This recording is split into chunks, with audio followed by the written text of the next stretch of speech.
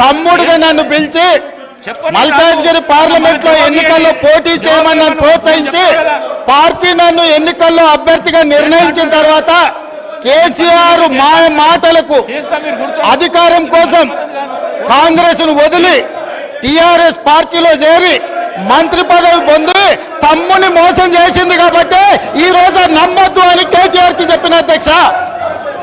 ఇది నిజమా కాదా సబితక్కను గుండె మీద చేసుకొని చెప్పమని ఉంది.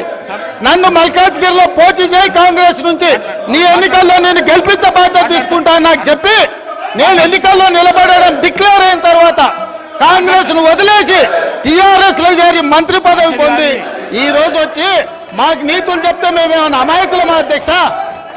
కాబట్టి ఇవన్నీ చర్చలు. ఈ రోజు నేను ఏ మాత్రం కూడా వాళ్ళ పేరు తీసుకోకపోయినా మీరు వారికి అవకాశం ఇచ్చిండ్రు. మీరు అవకాశం ఇచ్చినందుకు నేను అభ్యంతరం చెప్పలేదు. ఇంకేమైనా చర్చ ఉంటే ఇప్పుడు కొత్త గవర్నర్ గారు వస్తున్నారు, ఎయిర్పోర్ట్కి వెళ్తున్న గవర్నర్ గారిని రిసీవ్ చేసుకోవడానికి మళ్ళీ వెనక్కి వచ్చి అన్ని వివరాలు నేను అన్నిటికీ సమాధానం చెప్తా.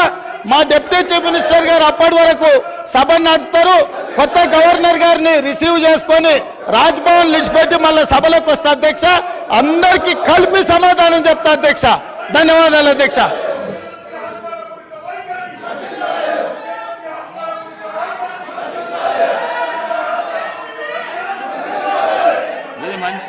ఈ పద్ధతి మంచిది కాదు. మీరు అవలంబిస్తున్న పద్ధతి ఏదైతున్నదో మంచిది కాదు. ఇది మీరు మీ సీట్లలో పోతే మీరు ఏం అడుగుతా చేస్తా అంటున్నారు.